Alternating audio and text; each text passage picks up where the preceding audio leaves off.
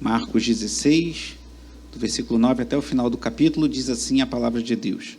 Havendo Jesus ressuscitado de manhã cedo, no primeiro dia da semana, apareceu primeiro a Maria Madalena, da qual tinha expulsado 7 demônios. E partindo ela, foi anunciá-lo àqueles que, tendo sido companheiros de Jesus, estavam tristes e choravam. Estes, ouvindo que ele vivia e tinha sido visto por ela, não acreditaram. Depois disso, Jesus manifestou-se em outra forma a 2 deles que estavam a caminho do campo. Indo eles, o anunciaram aos demais, mas também a estes 2 eles não deram crédito. Finalmente, versículo 14, Jesus apareceu aos 11, quando estavam à mesa, e censurou-lhes a incredulidade e a dureza de coração, porque não deram crédito aos que tinham visto, os que o tinham visto já ressuscitado. E disse-lhes: vão por todo o mundo e preguem o evangelho a toda criatura. Quem crer e for batizado será salvo. Quem, porém, não crer será condenado. Estes sinais acompanharão aqueles que creem. Em meu nome expulsarão demônios, falarão novas línguas, pegarão em serpentes, e se beberem alguma coisa mortífera, não lhes fará mal. Se impuserem as mãos sobre os enfermos, eles ficarão curados. De fato, o Senhor Jesus, depois de lhes ter falado, foi recebido no céu e sentou-se à direita de Deus. E eles foram e pregaram por toda a parte, cooperando com eles o Senhor e confirmando a palavra por meio de sinais que se seguiam. Até aqui a palavra do Senhor, oremos. Pai amado e bendito, como é bom estar na Tua presença com os irmãos, Senhor, como fui abençoado nesses momentos de louvor, de adoração, de cânticos, nas orações também. Te agradeço pela fidelidade do povo dessa igreja, Senhor, nos dízimos, nas ofertas, porque o Senhor não tem permitido que venha nada a faltar para que essa igreja esteja com as portas abertas. Te louvamos, Senhor, pela Tua fidelidade, pelo Teu favor. Eu peço a Ti, em nome de Jesus, fale aos corações nessa manhã, desperta-nos, Senhor, e que em tudo o Teu nome seja glorificado. Em nome de Jesus. Amém. Os irmãos podem sentar. Pedir uma ajuda aqui para o Bruno. Pode apagar aqui, por favor. Irmãos, em junho, 19 a 21 de junho, teremos nosso retiro lá em Magé, no sítio da igreja de Copacabana, que fica em Magé. É um sítio excelente, tem 27 suítes, então a gente vai tentar agrupar as famílias na medida do possível, ainda vamos ajustar. E o tema do retiro vai ser Igreja, Evangelização e Missões. Eu estou em contato com alguns missionários, com algumas pessoas envolvidas em missões, para confirmando, inclusive, um que nós oramos recentemente, o Ulisses, da igreja em Magé, que esteve lá no Marajó. Ele falou que está se programando para estar conosco, mas ainda depende de uma resposta, porque ele está planejando uma segunda ida lá ao Pará, lá na ilha de Marajó, e talvez seja nessa data. Então, se não for, ele estará conosco lá pessoalmente, você vai poder conhecê-lo, para compartilhar a vivência que teve com missões lá em Marajó. Estou em contato também com a Natália, do Movida, que já esteve aqui ano passado, para termos pessoas que têm uma vivência, uma experiência em missões, para compartilharem sobre esse tema conosco. Pode passar, Bruno, por favor. Vamos começar também aqui na igreja, a partir do mês que vem, uma aula de Libras. Libras é aquela linguagem para surdos. Quando a Isabela esteve aqui... Oi? A Isabela esteve aqui recentemente falando de uma imersão missionária que ela participou em janeiro, e são 8 grupos, né, menos alcançados, e entre eles, esses 8 grupos, um é dos surdos. Às vezes a gente não tem essa noção que os surdos não têm literalmente como ouvir o evangelho, às vezes faltam pessoas para transmitir o evangelho na linguagem que eles entendem, que é a linguagem de Libras. A gente sabe que Deus tem poder para curar, irmãos, mas nem sempre Deus cura, Deus usa outros meios. Então, a gente está em contato com um professor que é surdo, né, ele é professor de Libras e é surdo, então ele entende muito bem as demandas, e a gente vai iniciar às quintas-feiras, uma mensalidade de R$80 por pessoa. Essas aulas, se você precisar de informações, procura a Isabela, que ela está organizando isso. E o último anúncio, no dia 29 de março, esse jovem bonito aqui é o irmão Nelson, teremos um encontro aqui, que a gente batizou de 60 a mais, a minha mãe está organizando, com irmãs, né, que não precisa ser a partir de 60, se tiver um pouquinho mais nova também pode participar, enfim, pegue as informações com ela, e vão ter alguns encontros tratando de temas importantes, nesse caso o Nelson, que como a maioria, se não todos sabem, ele é um fisioterapeuta, assim como a Luciene, os dois são muito experientes, muito qualificados na área deles, e ele vai falar sobre autocuidado, articulações, ossos, assuntos importantes, no dia 29 de março, às 16 horas, aqui na igreja. Informações com a irmã Mari Lúcia, também conhecida como minha mãe. Obrigado, Bruno. Pode tirar. Talvez vocês estejam se questionando, não, o pastor esqueceu os anúncios. Por que ele está dando um anúncio depois da leitura bíblica? Inverteu a ordem, se enrolou, o pastor está meio confuso. O louvor foi tão bom, fiquei tão emocionado que até mudei a ordem das coisas. Não, irmão, foi combinado com o Bruno, né, Bruno? A gente já tinha acertado tudo. Por que esses anúncios? Porque eu falarei agora sobre algo muito importante, sobre evangelização, sobre pregação do evangelho. Hoje eu me senti impulsionado por Deus a falar pela manhã sobre Marcos 16, especialmente versículo 15, e à noite falarei sobre Mateus 28. Concluímos a leitura, né, no plano de leitura bíblica do Evangelho segundo Mateus. O Evangelho segundo Mateus termina com a conhecida como Grande Comissão, Mateus 28, 18 a 20, em que Cristo comissiona seus discípulos, que inclui a nós, veremos isso à noite, a fazerem discípulos seus. Então, pela manhã, o tema dessa mensagem é Ide, pregai o Evangelho. E à noite, Ide, fazei discípulos. Então, pela manhã eu vou falar sobre pregarmos o Evangelho e à noite sobre fazer discípulos. E o que tem a ver esses anúncios? Eu creio que há duas dimensões que a gente precisa estar atento ao falar sobre evangelização. Uma é uma dimensão coletiva, a igreja precisa evangelizar, e outra é uma dimensão pessoal. Nós, individualmente, precisamos evangelizar. E esses anúncios estão incluídos na mensagem, por quê? Primeiro, a gente vai ter um retiro sobre evangelização e missões. Falaremos sobre evangelização pessoal, falaremos sobre estratégias evangelísticas, oraremos por esse sentido, ouviremos pessoas envolvidas com missões. Eu espero que nós sejamos despertados para essa tarefa tão importante, mas não só lá em junho. Estamos nos preparando para junho, eu espero que a igreja esteja lá conosco, né? Principalmente a liderança, é importante estar participando conosco, já temos um bom número de inscritos, mas queremos, né, lotar aquele sítio de Copacabana, então faça a sua inscrição, mas estaremos falando sobre isso. Então a igreja está tendo essa iniciativa para te estimular e te capacitar na tarefa da evangelização. O segundo anúncio sobre Libras, estamos buscando capacitar irmãos e irmãs aqui da igreja para aprender essa linguagem, para nós podermos ministrar a surdos. O desejo do meu coração é que tenhamos depois, quem sabe, 2, 3 bancos aqui com pessoas com deficiência auditiva sendo ministradas na palavra através de Libras. Então, é mais uma iniciativa da igreja para que pessoas conheçam e ouçam o Evangelho. Estamos também planejando, isso não está ali no anúncio, um culto em espanhol. Tem crescido a comunidade de venezuelanos aqui no Rio das Pedras. Recebemos uma família venezuelana. Estamos vendo a possibilidade de fazermos um culto em espanhol para que eles possam participar do culto entendendo os louvores em espanhol, pregação em espanhol, orações em espanhol. A gente vai precisar de pessoas com dons de língua que saibam espanhol para nos ajudarem nessa meta, nesse objetivo, para trazermos venezuelanos para cultuarem junto conosco aqui na língua que eles entendem. Então, são iniciativas que a igreja tem tomado. Estamos mobilizando os ministros. Nós temos 5 ministros em cada culto, além dos 2 diáconos de plantão. E aí, desses 5, 2 ministros ficaram lá embaixo, falando, anunciando a igreja, distribuindo o folhetim que temos e, sobretudo, evangelizando, falando do amor de Jesus. Então, a igreja tem tomado iniciativas nesse sentido. E o último anúncio do 60+, talvez você pense, mas o que isso tem a ver?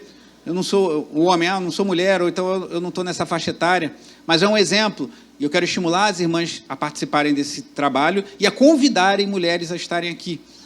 A igreja está fazendo um trabalho com o fim de abençoar, né, com a habilidade que Deus tem dado ao irmão Nelson, capacitar as irmãs, abençoá-las nesse assunto importante do autocuidado. Mas use você, minha irmã, como uma oportunidade de trazer pessoas que talvez não venham a um culto.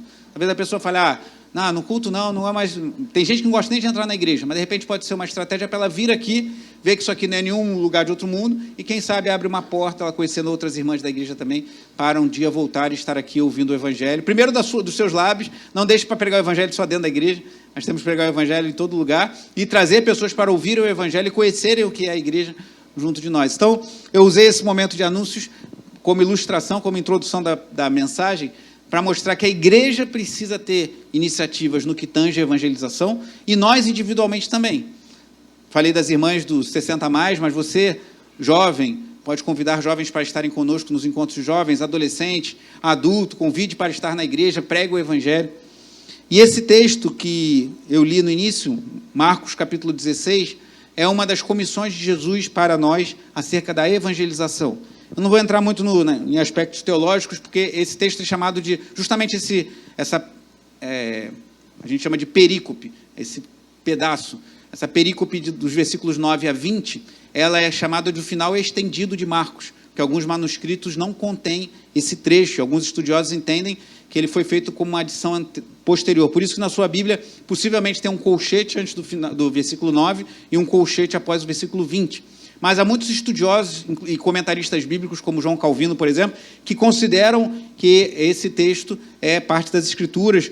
Pastores como Augusto Nicodemos, reverendo Hernando Dias Lopes, pregam esse texto. Então, nós vamos considerar que ele faz parte das Escrituras Sagradas, até porque tudo que está aqui, você encontra eco no livro de Atos, em outras passagens, como em Lucas 24, os discípulos a caminho de Emaús. Então, vamos adentrar nesse texto tão marcante da palavra de Deus e entender que aqui é uma comissão, uma ordenança de Jesus para todos nós, para que preguemos o Evangelho. Seja a igreja, como eu dei exemplos aqui, seja individualmente cada um de nós. Antes de chegar lá no versículo 15, eu não sei se você percebeu, mas eu queria chamar a sua atenção, como é curioso os desafios que Jesus enfrenta com o seu grupo de discípulos. O Evangelho segundo Marcos mostra isso muitas vezes, o fracasso dos discípulos, mesmo os mais próximos de Jesus, de entenderem a sua missão e de crerem naquilo que ele falava. Olha o que diz o versículo 11. Estes, ouvindo que ele vivia e que tinham sido vistos por ela, não acreditaram. O relato de Maria Madalena, de quem Jesus tinha expulsado 7 demônios, ela chegou, falou para os discípulos e eles não acreditaram nela. Mais à frente, há um resumo aqui do relato de Lucas 24, dos discípulos do caminho de Emaús. Você deve conhecer a história, né? 2 homens andando e Jesus aparece a eles. Eles não sabem que é Jesus. Jesus trava um diálogo com eles, mostra que a lei e os profetas, todo o Antigo Testamento apontavam para Cristo e sua obra, e eles resistem em crer, e aqui no versículo 13 está relatado. E indo, eles anunciaram aos demais, esses 2 discípulos, mas também a estes 2 não deram crédito.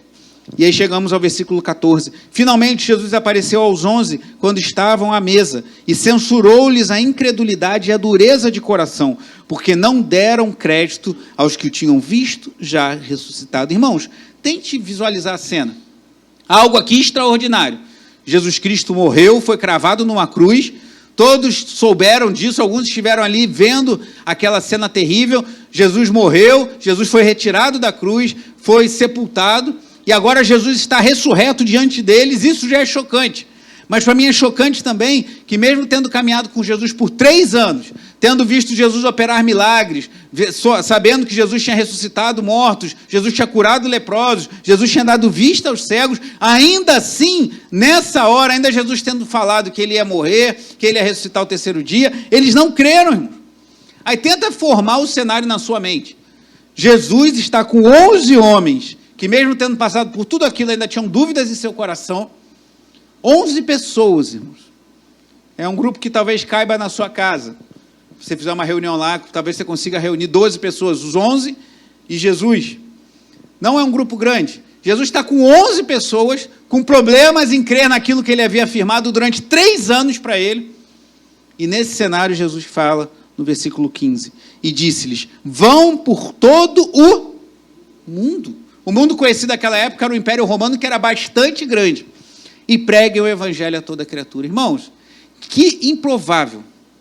Se eu falasse aqui na reunião que estamos essa manhã, que temos não um grupo muito grande, mas certamente muito mais do que 11 pessoas, e falasse aqui, vão pelo mundo todo. Talvez alguns falassem, o pastor está meio... acho que ele está comendo muita tapioca. Manjericão deu uma alteração no... Como é que a gente com aqui 60 pessoas, 80 pessoas vai pelo mundo inteiro? Agora imagina Jesus com 11, com problemas de crerem no que ele havia afirmado, e Jesus fala isso, vão por todo o mundo e preguem o Evangelho. Mas foi isso exatamente que ele fez. E o que aconteceu depois? É só olhar para 2000 anos de história e ver que, de fato, o Evangelho tem sido pregado em todo o mundo. Isso aconteceu lá na Judéia. Estamos aqui nós, no Rio de Janeiro, no dia 16 de março de 2025, ouvindo esse mesmo Evangelho. Porque a partir daqueles 11 e de mais alguns discípulos que se somaram àquele grupo, após a descida do Espírito Santo, o Evangelho foi pregado na Judéia, em Samaria, e tem chegado até os confins da terra. Então, a primeira coisa que eu vejo, quando a gente fala de evangelização, a gente precisa entender que é algo improvável. Nós estamos falando de, e eu acho que muitas igrejas têm escorregado nisso, em traçar estratégias humanas. Eu trabalhei muito com evangelização na época do Geração Ação, e eu tinha um pouco de resistência, que tinham alguns irmãos que fizeram alguns cursos que vinham com muitos relatórios. A gente foi fazer evangelização, tem 53 convertidos, 30 e poucos... eu aceitava, mas com uma certa dificuldade, porque você não sabe o coração, irmãos. Lembra da parábola do semeador? Você lançou a semente, algumas a ave vai roubar no caminho, outras as riquezas vão sufocar, outras as tribulações vão vedar o crescimento da semente. Você não tem como saber. Você precisa primeiro, como alguém disse, comer 1 quilo de sal com a pessoa para saber se ela se converteu de verdade. Quanto tempo você leva para comer 1 quilo de sal? Bastante tempo, né? Espero que você leve muito tempo, que você não seja coma tanto sal assim que em 6 meses coma 1 quilo. Mas você precisa gastar tempo para saber se aquela conversão é genuína. Então, a gente pode ir na rua e falar, e pessoas chorarem, pessoas manifestarem um desejo de seguir a Cristo, mas o tempo vai provar se aquela conversão é genuína ou não. Então, há uma dificuldade inerente à pregação do Evangelho, irmãos. Não pense assim, agora a gente vai ter a fórmula mágica, a solução perfeita para que todo mundo se converta. Não é assim. Por vezes, Deus visita povos, pessoas, cidades, congregações com um avivamento, tem conversões em massa, e eu creio que isso acontece ainda hoje. Mas sempre é com dificuldade. Jesus tinha pessoas que não tinham crido no relato de Maria Madalena, não tinha crido no relato dos 2 que estavam no caminho de Emaús, censurou-lhes a incredulidade do coração, mas deu uma missão: vai! Então, a primeira coisa que eu quero chamar a nossa atenção, se você quer se lançar na tarefa da evangelização, que é uma comissão do próprio Cristo para a sua igreja, como corpo e individualmente, não pense que vai ser fácil. Os desafios surgirão, mas precisamos avançar. E ele fala, ide por todo o mundo, ou seja, preguem a todo grupo de pessoas. Eu falarei um pouco mais sobre isso à noite. Mateus fala, fazer discípulos de todas as nações, uma tradução mais precisa talvez seria de todas as etnias.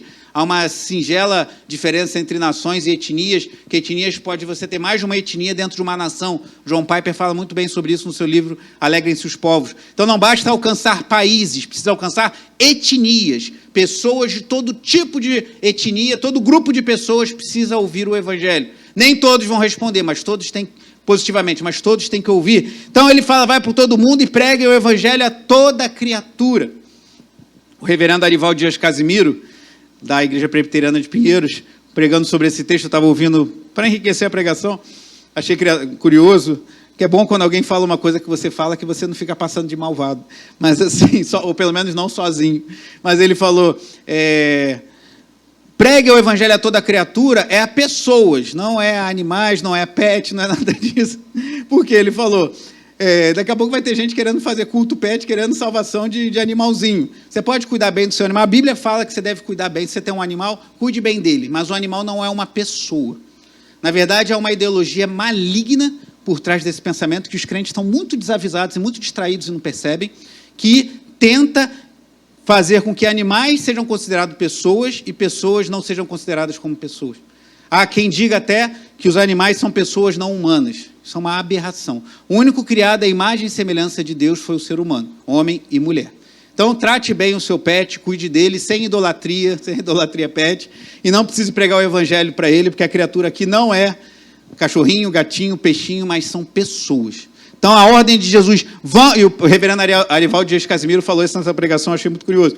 Vão por todo mundo e preguem o Evangelho a toda criatura. É uma ordem. Jesus está nos ordenando a pregar o Evangelho. O resultado está nas mãos dele.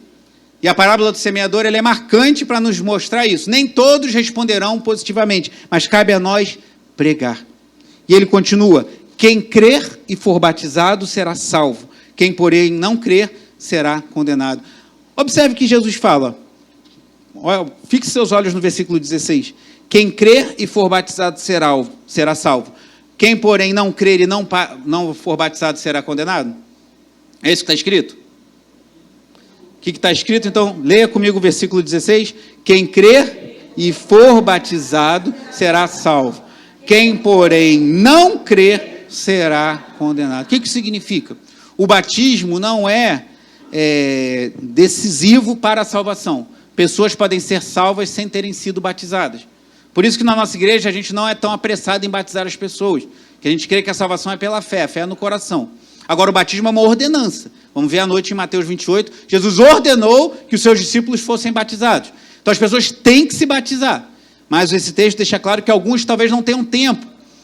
Por exemplo, o ladrão na cruz. ele reconheceu Jesus, ele não pôde ser batizado. Não, Jesus não pediu, desce ele da cruz, batiza ele e bota ele na cruz de novo para ele morrer. Não, ele morreu daquele jeito mesmo, mas ele foi salvo. Jesus falou, digo, ainda hoje estarás comigo no paraíso. Então, se você tem um ente querido enfermo, uma pessoa que está no hospital, ou está acamada em casa, e a pessoa está às portas da morte, e vem aquela angústia, meu Deus, ele não vai ser batizado, será que ele vai ser salvo? Se ele crê de coração que Jesus Cristo é o Senhor, e não tiver tempo para isso, ele será salvo. Agora, se ele tem tempo, se ela tem tempo, ela precisa se batizar, uma ordenança do Senhor. João Calvino fala isso de forma muito precisa no seu comentário sobre esse texto, que o batismo não é crucial para a salvação, diz Calvino, mas é uma ordenança do Senhor que deve ser cumprida. Se você está aqui e não se batizou ainda, por que você não se batizou? Por que não manifestar publicamente o seu compromisso com Cristo, já que é uma ordenança de Jesus? Jesus não dá opção, os seus discípulos precisam passar pelo batismo. Mas se alguém falecer no Senhor antes de ser batizado, ele poderá ser salvo, porque Jesus fala, quem crê e for batizado será salvo, porém quem não crê será condenado. Então, primeira coisa, prega o evangelho a toda criatura. Ah, mas é difícil para mim, há dificuldade para todos nós, irmãos.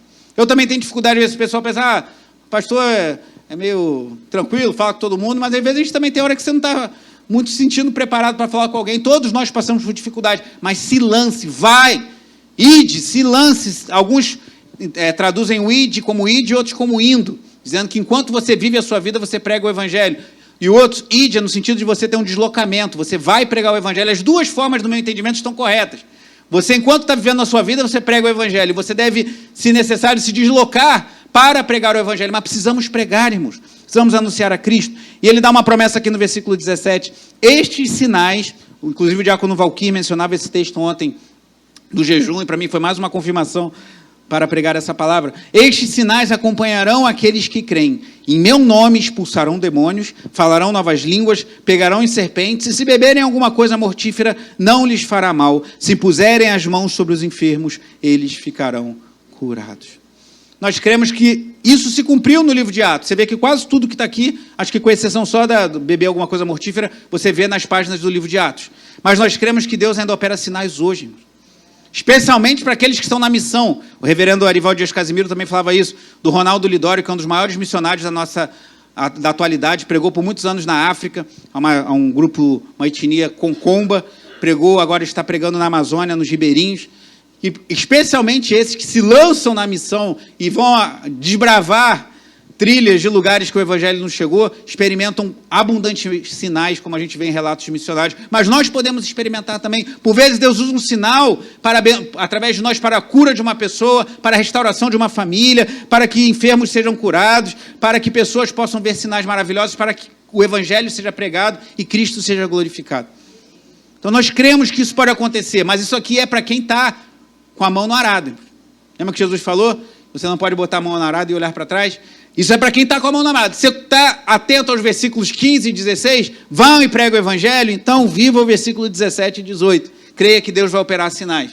Não é para quem está em casa vendo televisão o dia inteiro e falar, Senhor, agora... É para quem se lança na obra. É para quem vai. Ontem o diácono Valquir falava no jejum, que conversando com o pastor Leandro, né, Valquir?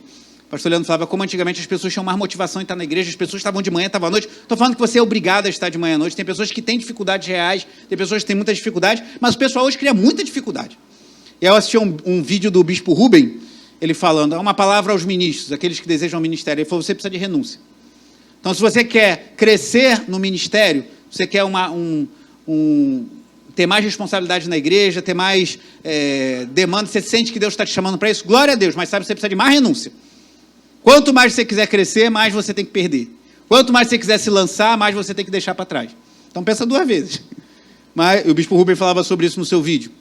O bispo Rubem é um bispo lá de Nova Iguaçu. As pessoas hoje criam muita dificuldade. Lance-se, meu irmão. Se lança. Pare de criar dificuldade. Às vezes, o diácono Valquir, desculpa citá-lo mais uma vez, falava, às vezes a pessoa fala, é perigoso ir na igreja à noite. Realmente temos que tomar cuidado, temos que ter zelo. Mas sábado, 10 horas da noite, está no shopping. Mas não pode ser daqui 8h30 da noite, no domingo, porque é muito perigoso. Será que isso faz sentido? Ou será que as nossas prioridades estão invertidas? Valorize estar na comunhão, valorize estar na igreja, valorize ler a palavra, valorize ler, valorize pregar o evangelho. Para esses há uma promessa de que Deus vai operar sinais.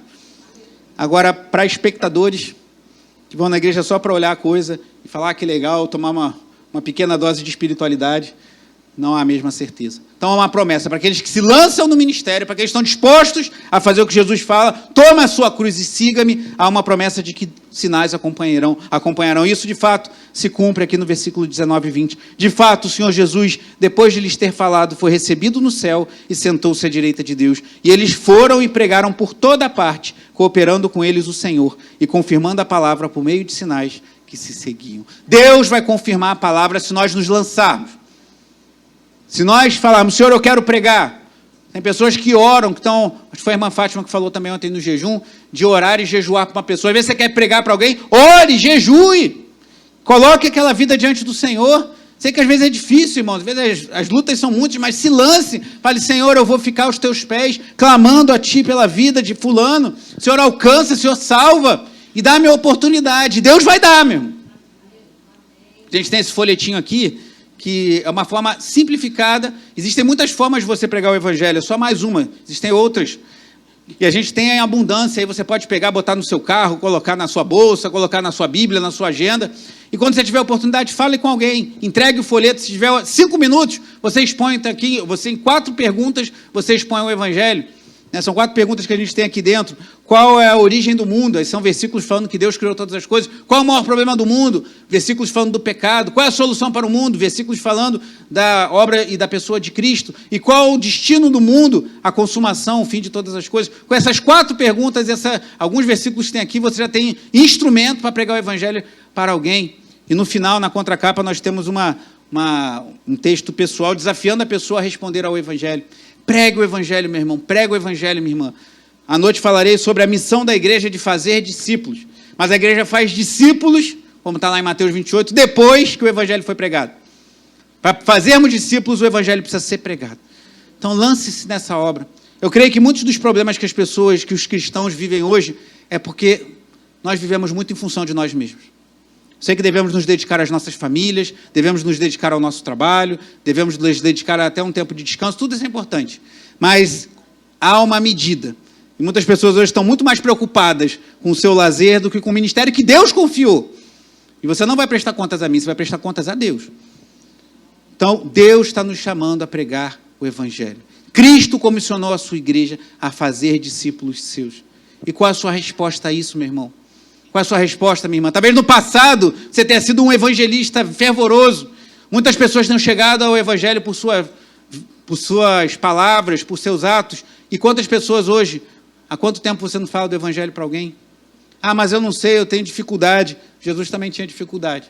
E no meio de toda aquela dificuldade, ele falou para 11 de seus discípulos que fossem por todo o mundo, e estamos cá nós, no Brasil, em 2025, fruto dessa obra missionária que começou com 11 discípulos temerosos, assustados, e alguns deles incrédulos. Lance-se, lance-se, lance-se. Peça, Senhor, me capacita. Parou para abastecer o carro? Dá um folhetim, fala de Jesus. Foi no restaurante? Fale do evangelho. Não perca oportunidades e cumpra o chamado de Deus para a sua vida. E não espere mais. Para de colocar dificuldade. A gente coloca muita dificuldade para servir a Deus, irmãos. Infelizmente, a igreja perdeu muito esse vigor missionário, mas Deus é poderoso para nos restaurar. Amém? E a mensagem que pregamos está centrada no que vamos celebrar agora, na ceia do Senhor.